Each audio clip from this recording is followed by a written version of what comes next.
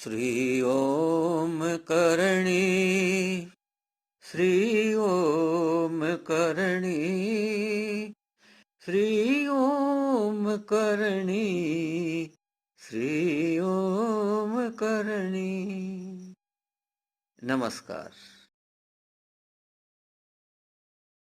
माता जी को गुफा में ध्यान योग करते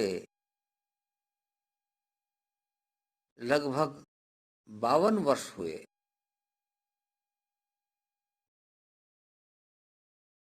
समय समय पर वो बाहर कुटिया में आ जाती थी, लोगों से मिलती थी, उनके दुख दर्द पूछती थी, उनका निवारण होता था। लेकिन माताजी का अधिकांश समय ध्यान योग में ही जाता था। अब माताजी ने निर्णय किया कि जिस लक्ष्य की प्राप्ति के लिए पृथ्वी पर अवतरित हुई, वह लक्ष्य पूरा हुआ। 2 बड़े राज्यों की स्थापना हो गई, बीकानेर और जोधपुर। लोगों में सुख शांति फैल गई, लुटेरे शांत हो गए, गायें प्रसन्न थी। मुख्य धंधा खेती और गोपालनी था। तो माताजी ने अब अपनी लीला का संवरण करने का निर्णय लिया। उम्र 151 साल हो गई थी। माताजी ने परिवार के लोगों को इसकी जानकारी दे दी। इसी बीच में माताजी का भक्त जैसलमेर का महारावल जैतसी माताजी के पास एक दूत भेजता है। दूत संदेश देता है कि महारावल साहब बीमार हैं, पीठ में अधीठ हो गया है, बचने की कोई उम्मीद नहीं है। वो मरने से पहले आपके दर्शन करना चाहते हैं, अतः उनको यहाँ आकर दर्शन करने की आज्ञा फरमाएं। माताजी ने कहा कि महारावल मेरा भक्त है, मैं खुद ही उसके पास आ रही हूँ। दूत ने जाकर संदेश दे दिया। महारावल बहुत प्रसन्न हो गए कि माताजी यहाँ पधारेंगी।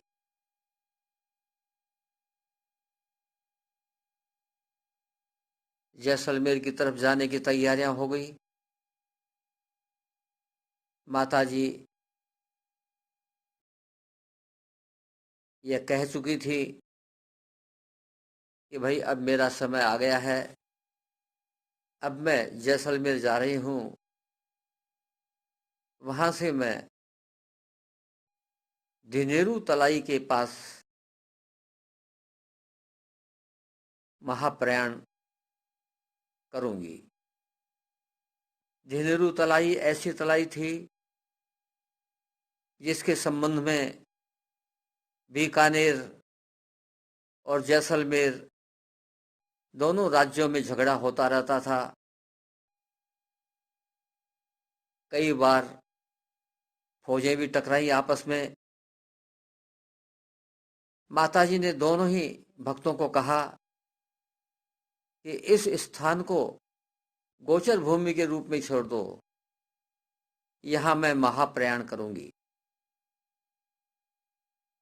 इसलिए यह भी जानकारी सबको पहले ही मिल गई थी कि माताजी महाप्रयाण करेंगी दिधेरू तलाई के पास। जैसलमेर पधारती हैं। महारावल को खबर होती है कि माताजी आ रही हैं, तो वह माताजी की अगवानी के लिए पालकी में बैठकर मार्ग में ही आके उनको प्रणाम करता है, साष्टांग दंडवत करता है, पैरों में पड़ जाता है। आंसुओं से माताजी के पैर भीग जाते हैं। माताजी महारावल की पीठ पर हाथ फेरती हैं और ये क्या होता है? अधीठ गायब, कार्बंकल गायब, शरीर पूर्ण रूप से चंगा।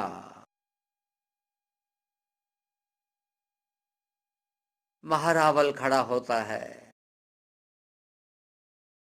और भाव विभोर होकर के अश्रुधारा बहाता है। माताजी कहती हैं कि अधीठ के कारण अब तुम्हारी मृत्यु नहीं होगी। बहुत बड़ा आशीर्वाद मिल गया, बहुत बड़ा कष्ट दूर हो गया। महारावल माताजी को जैसलमेर में कुछ दिन रहने की प्रार्थना करता है। माताजी कहती हैं,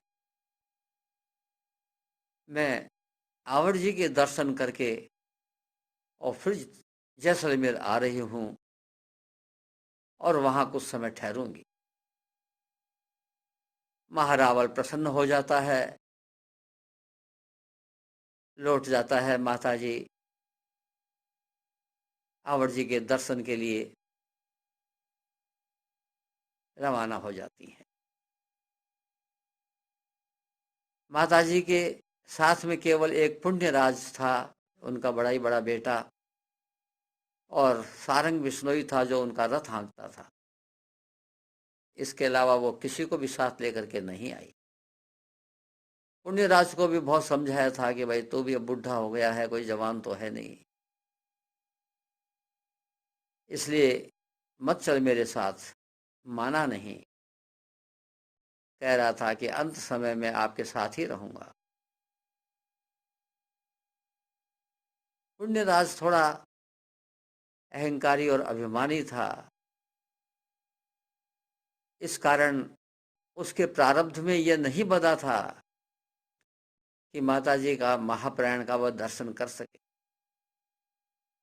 तो माताजी ने साफ कह दिया था कि भाई तेरे प्रारब्ध में महाप्रयाण के समय मेरे पास होना नहीं लिखा है। फिर भी जिद कर बैठा और साथ आ गया। तो माताजी के साथ एक पुण्यराज था, सारंग बिश्नोई था, बस यही साथ थे। माताजी आवड़ माँ के पास जाती हैं, दर्शन करती हैं, कुछ समय रहती हैं और फिर जैसलमेर आ जाती हैं। जैसलमेर में एक सुथार अंधा जन्मांध ऐसा सुथार था, उसका नाम था बना। वह बना सुथार माताजी का बहुत बड़ा भक्त था। दिन भर माँ को याद करता रहता था, माँ का जप करता रहता था, माँ को ही स्मरण करता रहता था। माताजी उसके पास जाती हैं और कहती हैं कि बन्ना तू मेरी मूर्ति गढ़ दे। बन्ना कहता है, माताजी जन्मांध हूँ, जन्म से अंधा हूँ, हस्त कौशल भी कभी अभ्यास नहीं किया और आंखें भी नहीं हैं। माता जी कहती हैं कि हस्त कौशल भी मैं देती हूँ तेरे को और आंखें भी मैं देती हूँ। मैं जैसी मूर्ति गढ़वाऊं वह रूप तेरे सामने प्रकट करती हूँ, उसको अच्छी तरह देख ले और पत्थर पर अंकित कर ले और फिर वैसे ही मूर्ति बना दे। जब तक तू पत्थर पर मूर्ति का काम करेगा तब तक तेरी आंख ठीक रहेंगी, और जब तू मूर्ति से हट जाएगा तो वापस अंधा हो जाएगा। जब मूर्ति का काम पूरा हो जाए तो मूर्ति को सिर के नीचे रखकर सो जाना, और जब तू जगेगा तब मूर्ति सहित तू मेरे गुम्भारे के सामने देशनोक लेटा हुआ अपने आप को पाएगा। वहां मेरे गुम्भारे में इस मूर्ति की स्थापना कर देना,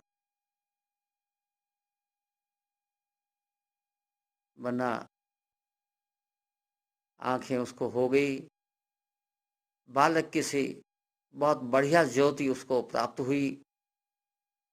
सामने माताजी, जिस रूप को माताजी ने बन्ना के सामने प्रदर्शित किया, उस रूप को उसने पत्थर पे अंकित कर लिया और मूर्ति तैयार करने में लग गया। जैसलमेर में माताजी कहते हैं 15 दिन रही। वहां से माताजी अमरकोट जाती हैं। अमरकोट में खारोड़ा गांव है, वहां बैशराय और बूट दो शक्ति की अवतार रूप में देवियां हैं। उनसे मिलने के लिए माताजी वहां जाती हैं।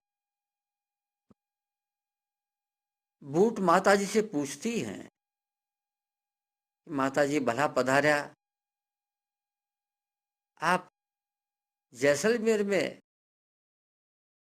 किस कारण से पधारी हैं?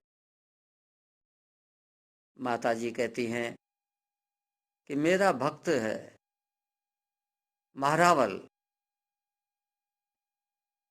उसके पीठ में अधीठ हो गया था, उसको ठीक करने के लिए मैं आई। बूट शक्ति संपन्न देवी तो थी, लेकिन थोड़ा अहंकार भी था। तो बूट कहती हैं कि माताजी, इस छोटे से काम के लिए आप इतनी दूर से चल के आई हैं, ये काम तो हमें ही कह देती, हम ही ठीक कर आते। तो माताजी कहती हैं, भाई अपने भक्त के लिए खुद को ही आना पड़ता है। देखिए, गज की पुकार पर भगवान खुद ही दौड़े थे। वे वहां बैठे बैठे भी ठीक कर सकते थे, गज का उद्धार कर सकते थे, गज में ताकत ही तो भरनी थी। तो जहां भी थे वो वहीं से ताकत भर सकते थे गज में, लेकिन नहीं, भगवान तो दौड़ते हैं।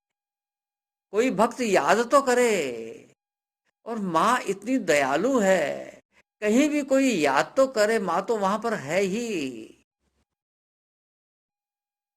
तो बूट कहती है कि भाई ये तो आप ठीक फरमाती हैं, लेकिन बूट का अहंकार बोल रहा है कि माता जी, बिना सिपाही के कोई कमांडर युद्ध लड़ सकता है क्या? यानी बूट बहन अपने आप को सिपाही बताती हैं, यह तो ठीक रहा, और माता जी को कमांडर बताती हैं। लेकिन बूट बहन का अहंकार ही बोल रहा था ये। तो माताजी ने कहा कि मेरा मुंह देख। माताजी ने अपना मुंह फाड़ दिया, चौड़ा कर दिया। सारा ब्रह्मांड माताजी के मुंह में है। भगवान कृष्ण ने जैसे अर्जुन को विराट स्वरूप दिखाया था अपने मुंह में, माता यशोदा को सारा ब्रह्मांड दिखाया था अपने मुंह में, वैसे ही माता जी ने अपने मुंह में सारा ब्रह्मांड प्रकट कर दिया। बूट बहन चकित रह गई, क्या देखती हैं कि बेच रहा है बूट और स्वयं मां करणी, वे सब उसमें है और सारा ब्रह्मांड उस मुंह में समाया हुआ है। चकित होकर के बूट बहन अपने आप को नहीं संभाल सकी, माँ के पैरों में पड़ गई, गिड़गिड़ाने लगी, माता जी हमने आपको पहचाना नहीं, हमें क्षमा कर दी। माता जी उठाती है, छाती लगाती हैं, अपन तो एक ही हैं। माता जी कहती हैं भाई तेरे में मेरे में कोई फर्क नहीं है। बूट बहन को अपने बराबर कर लेती है। कहते हैं कि माता जी लगभग 12 दिन खारोड़ा रहीं। आज बस इतना ही। नमस्कार।